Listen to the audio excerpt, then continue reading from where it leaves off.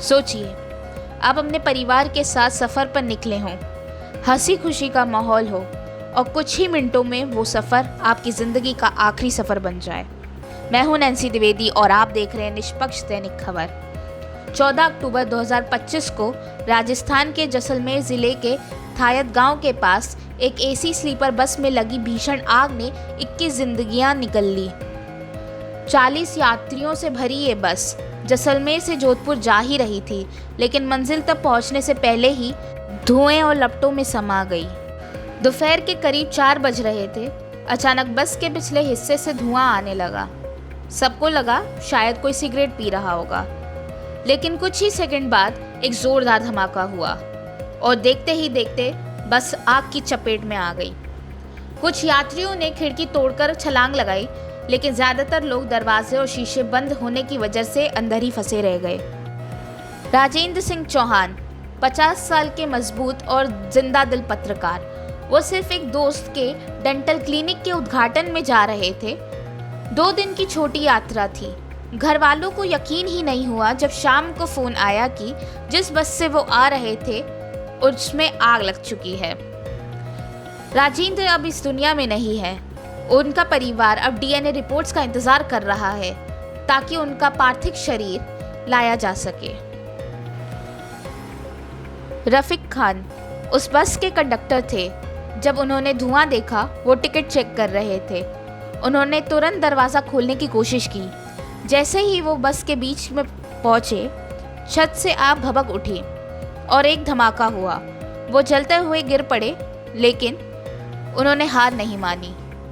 अपने जलते हुए शरीर के साथ वो रेंगते हुए दरवाजे तक पहुंचे, उसे खोला और कई यात्रियों की जान बचाई।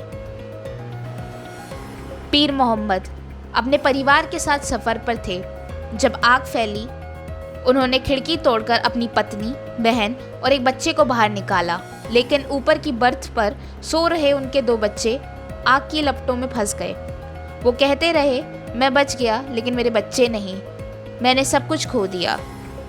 पुर के डॉक्टर एनएस मेडिकल कॉलेज भेजा गया। 15 घायलों में से 4 की हालत बेहद नाजुक है, वो वेंटिलेटर पर हैं।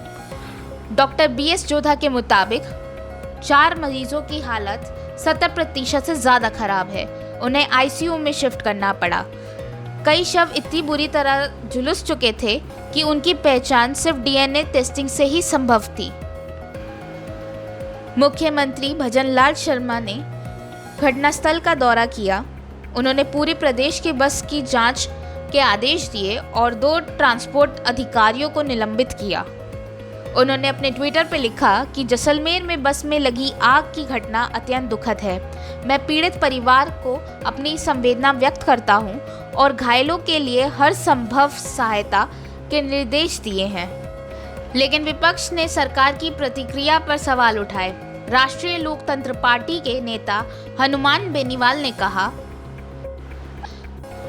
अगर एक बीजेपी नेता की पत्नी के लिए हेलीकॉप्टर का इंतजाम हो सकता है, तो इन बुरी तरह झुलसे यात्रियों के लिए क्यों नहीं। उनका आरोप था कि सरकार की संवेदनहीनता ने कई जिंदगियां और खतरे में डाल दी। फिलहाल आग लगने का असली कारण अभी साफ नहीं हुआ। जैसलमेर के एडिशनल एसपी कैलाश दान जुगदावत ने कहा, एफएसएल रिपोर्ट के बाद ही पता चलेगा कि आग कैसे लगी। शुरुआती जांच के मुताबिक संभव है कि बस के इंजन या एयर कंडीशनर सिस्टम में शॉर्ट सर्किट हुआ हो, जिससे पीछे की ओर आग फैली। लेकिन सवाल अभी भी बाकी है कि क्या बस में सेफ्टी एग्जिट थे? क्या इमरजेंसी गाइडलाइंस का पालन हुआ था? जैसलमेर की इस बस में बैठे लोग, किसी को अपने बच्चों से मिलना था, किसी को किसी की शादी में जाना था और किसी को बस में एक दिन का सफ़र तय करना था। लेकिन अब उनके परिवार सिर्फ डीएनए रिपोर्ट्स का ही इंतज़ार कर सकते हैं। ये हादसा सिर्फ एक खबर नहीं है, ये याद दिलाता है कि हमारी सड़कों और सिस्टम की लापरवाही कितनी महंगी पड़ सकती है। जब किसी सफ़र पर निकले तो सिर्फ मंजिल की ही नहीं, सुरक्षा की भी दुआएं मांगिए, क्योंकि लापरवाही की एक चिंगारी कई जिंदगियों को राख बना सकती है। मैं हूं नैन्सी द्विवेदी और आप देख रहे हैं निष्पक्ष दैनिक खबर।